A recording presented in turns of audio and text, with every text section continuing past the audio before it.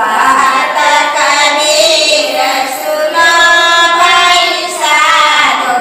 कहत कबीर सुनो भाई साधो। कहत कबीर सुनो भाई साधो। सतगुरु नाम ठिकाना है, रहना नहीं देश वीराना है। सतगुरु नाम ठिकाना है, रहना नहीं देश वीराना है। सतगुरु नाम ठिकाना है, रहना नहीं देश वीराना है। सतगुरु नाम ठिकाना है, रहना नहीं देश वीराना है। रहना नहीं देश वीराना है,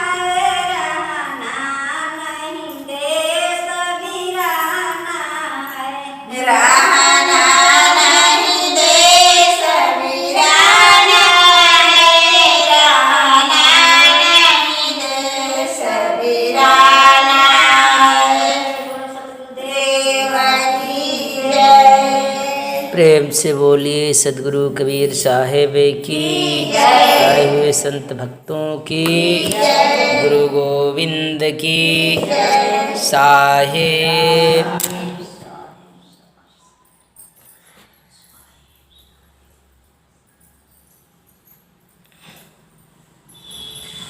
आज रमैनी 18 है और इसमें सदगुरु कबीर साहब उस परमात्मा के बारे में उस जिज्ञासु जीव को बताते हैं कि उस परमात्मा के बारे में क्या कहा जा सकता है।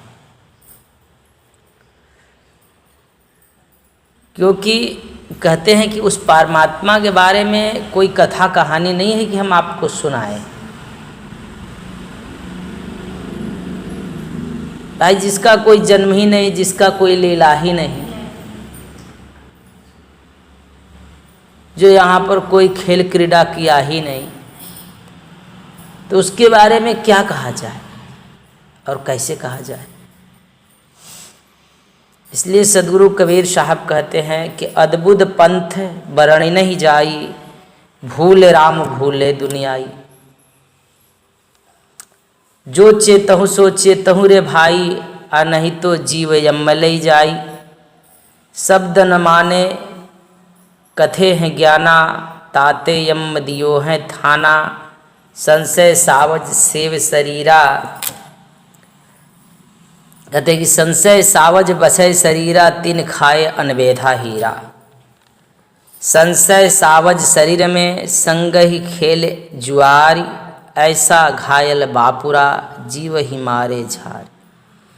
तो अब इस रामायणी में सदगुरु कबीर साहब ने उन जिज्ञासियों के प्रति उपदेश कर रहे हैं कि महाचेतन जो सत्य पुरुष परमात्मा के प्राप्ति का साधन और मोक्ष का मार्ग है, वह अत्यंत ही अद्भुत यानी आश्चर्यजनक है। कैसा है?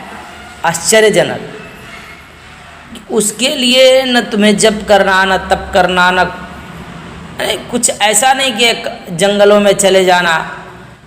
आप जिस जगह हैं, खेती में, बाड़ी में, परिवार में, समाज में, जो काम कर रहे हैं, जैसे भी हैं, उसी हालात में परमात्मा आपके पास मौजूद है।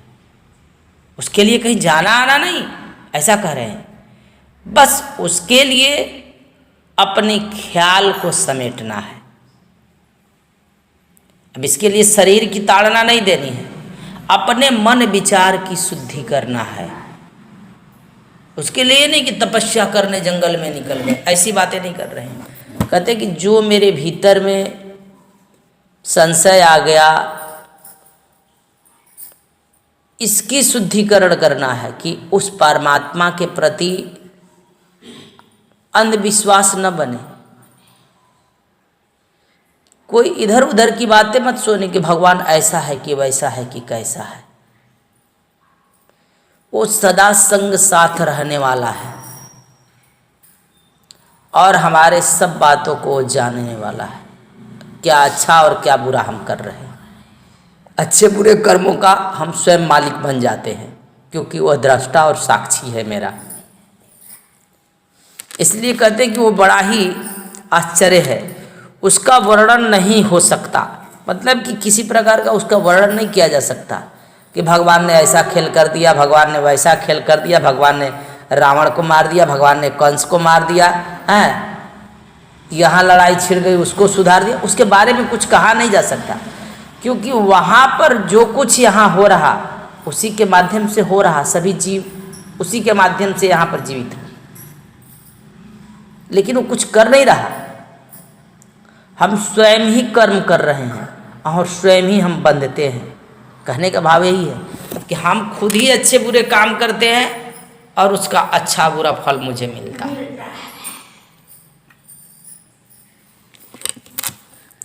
और साहब कहते हैं कि तथा अनअधिकारी के प्रति कहा भी नहीं जा सकता।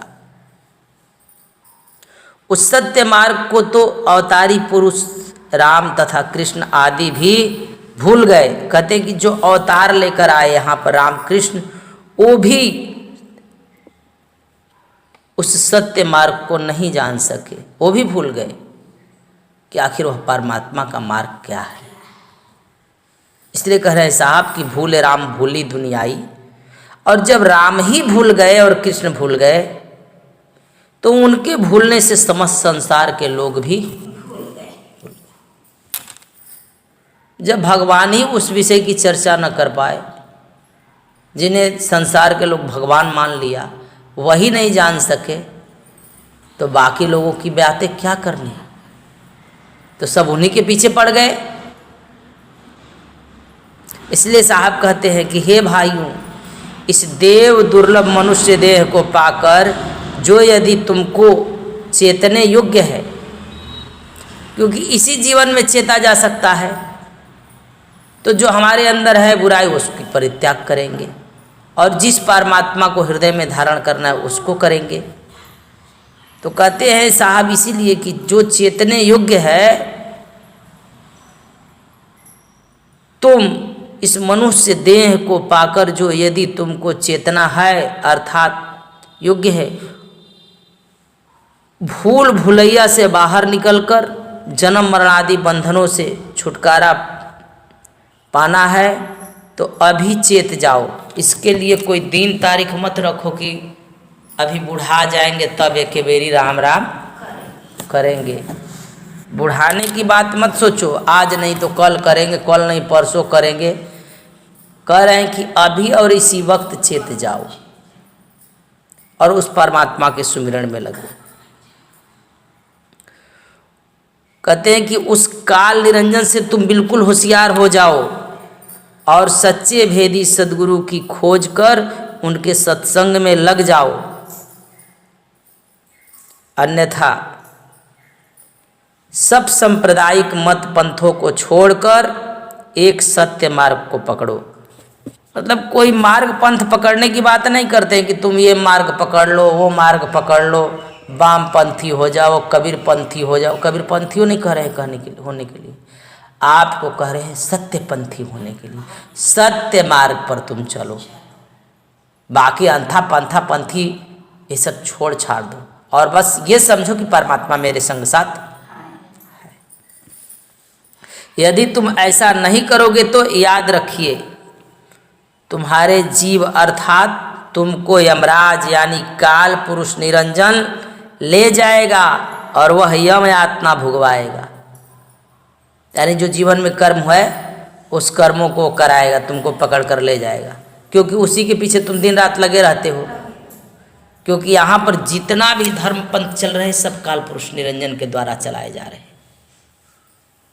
परमात्मा का कोई धर्म पंथ नहीं चलता है, उसका तो सत्य मार्ग है। तुम्हारे जीवन में सत्य है तो वो है। अब रही बात कि सत्य नाम के बारे में भी हमें जानकारी होना चाहिए। क्योंकि सत्य राजा हरिश्चंद्र सत्य हुए तो फिर भी सत्य के मार्ग को नहीं जान पाए और इनके जीवन यहाँ पर सत्य हुआ, फिर भी काल उनको छला, क्योंकि काल पुरुष निरंजन को ही उन्होंने परमात्मा समझ बैठा, तो वही लेकर गए, वही छलबल किया, वही परीक्षा ले लिया। इसलिए साहब कहते हैं कि अगर यम वो क्या करता है, यमराज सदा रहता है और 84 लाख योनियों में अनेक लोकों में भ्रमण कराएगा, फिर जन्म मरण आदि बंधनों से छूट नहीं पाओगे, क्योंकि फिर मनुष्य जीवन मिलेगा कि नहीं मिलेगा क्या पता। अब मिलेगा फिर तुम चेत पाओगे कि नहीं पाओगे, ये कौन जानता। इसलिए सदगुरु कबीर साहब कहते हैं कि भूले हुए संसारी पक्षपाती लोग हमारे सत्य उपदेश को नहीं मानते हैं और वह सत्य को असत्य तथा असत्य को सत्य मानकर मनमाना मिथ्या ज्ञान कथन किया करते हैं। कहते हैं कि अगर मैं सत्य बताता हूं तो मानते नहीं और मेरी ही बात को उल्टे कहते हैं कि ये झूठा है, और अपनी बात सत्य मनवा लेते हैं, अपनी बात को कहते हैं कि हम सत्य कह रहे हैं और वही असत्य ज्ञान को सत्य कह करके कथा किया करते हैं यहाँ पर। अर्थात वह अपनी ही चतुराई दिखाकर सत्य उपदेश पर तर्क वितर्क किया करते हैं और इसी से उनके हृदय में यम अर्थात काल पुरुष निरंजन ने अपना घर यानी थाना बैठक दे दिया है, अर्थात दखल जमा लिया है। कहते हैं कि यही कारण है कि उनके हृदय में क्या किया है, काल पुरुष निरंजन ने अपना घर बैठा के रखा है, बना लिया उनके हृदय में, और उनके हृदय में निरंतर ही रहता है। अब यहाँ पर भी कहते हैं कि अगर हम सच्चाई बताता हूँ तो सच्चाई को भी वो अपने झूठ बात को ही सच्चे बता देते हैं कि मैं जो कह रहा हूँ। और बहुत सारे इस संसार में ऐसे लोग हैं, वो समझ भी जाते हैं कि हम गलत हैं, फिर भी वह स्वीकार नहीं करते हैं कि मुझसे भूल हो रही है या मैं गलत हूँ, बल्कि वो जो करते हैं व्यक्ति उसी बात को हमको भी मनवाने की चेष्टा करते हैं। कहते हैं कि जो हम कर रहे हैं वो सही है। एक बार क्या हुआ था कि एक व्यक्ति था, उनका नाम चन्ना भाई था, समझ गए, एक गांव में रहते थे और बड़ा ही गांव में उनका नाम था और गांव के माननीय व्यक्ति थे। तो एक दिन उनको कुदरा मार्केट, जैसे कुदरा है वैसे ही मार्केट जाना पड़ा, और जाना पड़ा तो वो जा रहे थे तो उनकी पत्नी बोली कि भाई घर में तेल ख़त्म हो गया है, आप पेरवाते जाइएगा, क्योंकि गृहस्थ भी थे। तो वो क्या किए कि कहे कि कहाँ है, तो कहे कि वो घर में ले लीजिए, यानी सामान डब्बा और अपना एक गठरी उठाए और अपना गाड़ी में रख दिए और गए आराम से कुदरा। जब मिल में पहुँचे तो तौलवा भी दिए, मिल में तौलवा वलवा कर डब्बा के साथ में रख दिए। अब जो मिल वाला जो तेल पेरता था मिस्त्री, तो वो अपना उछिला अपना डब्बे में, तो वहाँ पर जो देखा वो तो कहा कि भैया क्या यही पेरा जाएगा। अब जिस अन्न को देखा तो बोला कि क्या यही पेरा जाएगा, तो हाँ हाँ हाँ हाँ यही पेरा जाएगा। कहे कि आकर जरा देख लीजिए। तो गए वहाँ पर देखने के लिए, तो उसमें तो देखे कि कबीली। अब तो उठाए थे सरसों का, सरसों पेरवाना था, लेकिन देखे कबीली। तो अब ये कैसे कहे कि हम गलती से हम लेकर चले आए हैं। तो मालूम है वो क्या व्यक्ति कहा कि हाँ हाँ यही पेरना है, इसी का तेल मुझे चाहिए। तो महाराज ये कैसे पेराता है? कहते कि देखिए बात कुछ ऐसा है। अब चन्ना भाई क्या सफाई अपना दे रहे हैं, जैसे पंडित सफाई देते हैं उस तरह से। कहते हैं कि भैया बात ऐसा है कि हम बनारस गए थे, वहाँ से गेहूं के तेल लेकर आए, चावल का तेल लेकर आए, मसूरी का तेल लेकर आए। बात ऐसा है कि कबीली का तेल मुझे नहीं मिला, ये जो मटर है मटर का तेल नहीं मिला। तो हम सोचे कि इसको पेरवाइए लेंगे। तो इसलिए हम आपके यहाँ लेकर चले आए। लेकिन ना भैया ये नहीं पेराता है हमारे यहाँ, तो हम तुम्हारे यहाँ नहीं पेराता है तो नहीं, तो ठीक है रख दीजिए गाड़ी में, तब नहीं पेराएगा तो फिर देखते हैं कहीं इसको, अगर कहीं पेराएगा तो, नहीं तो जाएंगे तो दूसरे जगह से इसका तेल लाएंगे। लेकिन वह चन्ना भाई ये नहीं कहे कि हमसे मिस्टेक हो गया इसलिए हम लेकर चले आए, हमसे गलती हो गया इसलिए हम डब्बा लेकर आ गए, बल्कि उन्होंने क्या कहा, अपने बात को उन्होंने सत्य सिद्ध किया कि नहीं ये सब चीज़ का तेल होता है, हम तेल ले आए हैं बनारस से खरीद कर और ये तेल नहीं मिला बनारस में, तो इसलिए सोचे कि हम यहीं पर पेरवा लेंगे। अब जब आप नहीं पेरते हैं तब चलिए रख देते हैं और फिर अगले बार देखेंगे। तो गाड़ी में लिए लादे और तब जब लौटने लगे तो ले गए अपने घर पर। अब दूसरे दिन फिर उस मिल वाले के हाथ दिखाई पड़े 1 महीने बाद। बोले क्या भैया मिल गया वो तेल कबली का? बोले हाँ भैया, बात ऐसा था कि हमको पटना में मिला उसका तेल। कहाँ मिला? पटना में, इधर नहीं मिला। अब वो अपना बात पुष्टि कर दिए। वैसे ही यहाँ के जो चालबाज लोग हैं वो जान जाते हैं कि मेरी गलती पकड़ी गई, मेरी भूल पकड़ी गई। लोग मेरे बातों को समझने लगे कि हमसे कहाँ गलती हुई। फिर भी वो व्यक्ति क्या कहता है कि नहीं भाई ऐसा नहीं होता, जो मैं बता रहा हूँ वही बात सही है। आप यही परमात्मा है, यही परमात्मा हर जगह में व्याप्त हैं, यही सर्वगुण है, यही निर्गुण है, यही मतलब कण कण में व्याप्त है। अरे भैया परमात्मा कण कण में मान लेना, मेरे ख्याल से ये भावनाओं के कारण व्यक्ति कहता रहता है। परमात्मा कण कण में नहीं, घट घट में हो सकता। घट मतलब जहाँ प्राण चलती है, और कण मतलब जहाँ जड़ भी है वहाँ भी वो मानता है कि यहाँ परमात्मा है। कण मतलब एक पत्थर में भी है परमात्मा, लेकिन नहीं, मेरे ख्याल से उस परमात्मा की बात करें तो घट घट में है, जहाँ श्वास है, जहाँ प्राण है, जहाँ प्राण चल रही, जो डोल बोल रहे हैं वहाँ परमात्मा है, उसको संभावना है।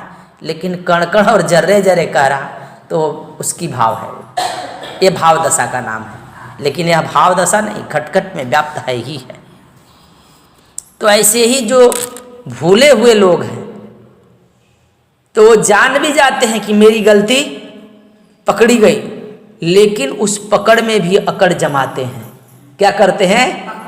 उसमें भी अकड़ जमाते हैं कि नहीं भाई हमने ऐसा लाया, जैसे चन्ना भाई ने कहा कि गेहूं का तेल लाया है, मसूरी का तेल लाया है, चने का तेल लाया, कबीली का नहीं मिला इसलिए हम पेरवाने।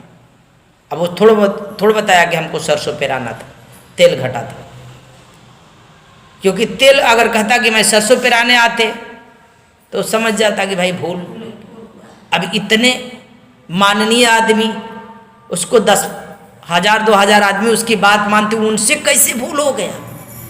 पंडित जी से भूल, पुजारी जी से भूल, उनके पुरखों से भूल, शास्त्रों में भूल। दादा ये तो गड़बड़िए हो जाएगा, सारी बात गड़बड़ हो जाएगा। वो अपनी भूल कभी स्वीकार नहीं करते, बल्कि वो जान भी लेते हैं कि हाँ भूल है, फिर भी उसी को सत्य मनवाते हैं। वो खूब जानते हैं कि यहाँ भूल है, लेकिन सारा संसार से उसी भूल को कहते हैं कि यही सत्य है, इसके सिवा और सत्य नहीं। वरना मुझसे भूल होने लगेगी तो इस संसार क्या कहेगा?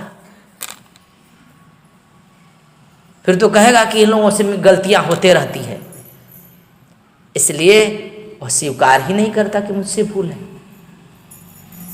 ऐसी ही अकड़ मनुष्यों को भ्रम में डाल दिया, और अपने तो भ्रम में पड़ा ही, अन्य औरों को भी दिग्भ्रमित कर दिया, सारे संसार के लोग को भटका दिया। यही कारण है कि संसार के व्यक्ति सच मान लिया। अब वो पेरने वाला व्यक्ति जो तेल पेर रहा है वो सोचता होगा कि होगा ऐसा कोई मशीन।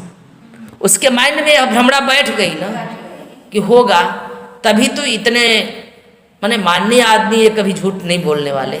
इनको कोई ज़रूरत होगा भाई, पैसे वाला आदमी कौन तर्क करने जाए, होशियार आदमी है तो जरूर तेल होता होगा। अब वो भी कहीं जाएगा तो कहेगा कि भाई इन सब चीज़ों का भी तेल होता है। आजकल तो अब चावल का तेल मिलने लगा, देखते हैं राइस का तेल निकलता है, ब्रांड में से तेल निकलता है, सब तेल आते हैं। तो ऐसी ही बातें हैं। इसलिए साहब कहते हैं कि ऐसे अगर हम अपने माइंड से भली भांति नहीं समझते हैं तो मुझे भ्रम में डालने वाले लोग भ्रमित कर करके रखा है। इसलिए कहते हैं कि आप स्वयं होश में हो जाओ। जिन आडंबर और पाखंड को रोप दिया है संसार में, उससे तुम बाहर निकलो, इस भूल भुलैया से, और सत्य का मार्ग पकड़ कर चलो। और किसी भेदी सदगुरु के शरण में जाकर, किसी विवेकी सदगुरु के शरण में जाकर के उनके सत्संग में जाओ, उनसे शिक्षा लो, उनसे दीक्षा लो और अपने जीवन का उद्धार करो। नहीं तो अनंत जन्मों तक तुम्हें यम यातना इस 84 लाख योनियों में दिलाएगा, उससे कभी तुम छूट नहीं पाओगे। अगर वो बेचारे को अगर कोई कह दिया कि भाई चने का तेल होता है, कबली का तेल होता है, तो वो तो ये भी कह सकता है कि उसी का तेल लगाने से तुम्हारी मुक्ति है। मान लो कुछ हो जाए तो भाई ये तेल कैसा होता है, वह कह दिया कि भाई वही भगवान की प्राप्ति करने से तुम्हारी मुक्ति होगी। हवन करा दो, पठन पाठन कराओ, लीला कराओ तो मुक्त हो जाओगे। तो वैसे ही भ्रम में पड़ करके ये सारा संसार काम कर रहा है। अब साहब कहते हैं कि ऐसे ही लोगों के कारण आत्मभूल बंधन में पड़कर जीव दशा को प्राप्त होकर अधोगति को प्राप्त होता है। कहते हैं कि ऐसे ही लोगों के सत्य उपदेश यानी अपनी झूठ बात को सत्य मनवा करके और उसी को जब जीव मान लेता है तो कहते हैं कि आत्मज्ञान भूल बंधन में पड़कर यह जीव दशा को प्राप्त होकर अधोगति को प्राप्त होता है। जो अपने से सबसे बड़ा ज्ञानी मानता है परंतु वास्तव में वह ज्ञानी नहीं है, क्योंकि वह किसी का उपदेश भी नहीं सुनता। अगर वो उसे कोई सत्य मार्ग बताता है तो उसे भी वो अपनाता नहीं है। और कहते हैं कि उससे उसकी यह बंधन से मुक्ति नहीं हो पाती, क्योंकि उसके ज्ञान से किसी की मुक्ति होती भी नहीं और वो किसी का बात सुनता भी नहीं।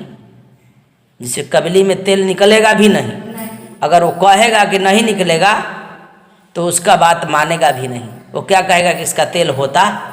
वैसे ही संसार के जो ये देवी देवता पितर पाथर फल आडंबरे हैं, इससे तुम्हारी मुक्ति नहीं है, लेकिन फिर भी लोग कहता है कि मुक्ति है, इसीलिए तो लोग वहाँ पर जुड़े हैं। और कहते हैं साहब कि संशय सावध शरीर में, कहते हैं कि संशय रूपी शिकारी, यानी एक समझ हमारे पास आ जाता फिर भी एक संशय लगा रहता, होगा कि नहीं, ऐसा संशय पड़ा रहता। इसलिए कहते हैं साहब कि संशय रूपी शरीर में अर्थात जंगली जानवर शरीर के भीतर हृदय में रहता है और वह जीवात्मा के साथ रहकर जुआ खेलते रहता है, अर्थात दाव पेच लगाते रहता है। जब संशय शरीर में समा जाता है, देखते हैं घात आदमी खेलने लगता है एक दूसरे के साथ, और वह ऐसा घायल अर्थात आघात करने वाला है कि खोज खोज कर वह विचारे सब अज्ञानी जीवों को मारते रहता है। इसलिए यह सत्य के जिज्ञासु तुम सदैव सावधान रहना, क्योंकि यह शरीर के भीतर ही संशय रूपी बैठा हुआ है। कहते हैं कि संशय रूपी घातक के चंगुल से छूटकर अपने को अलग कर कर अपना स्वयं परिचय करते हुए सार शब्द परमात्मा में अपनी स्थिति करना चाहिए। अन्य किसी देवी देवता और अवतारी पुरुषों में अपनी स्थिति नहीं करनी चाहिए। इसलिए हम जिस सार नाम को हम जानते हैं, निरंतर ही उसका स्मरण हमें प्रतिदिन करना चाहिए। प्रेम से बोलिए सदगुरुदेव की, सदगुरु कबीर साहिब की, आए हुए संत भक्तों की गुरु गोविंद की जय। साहिब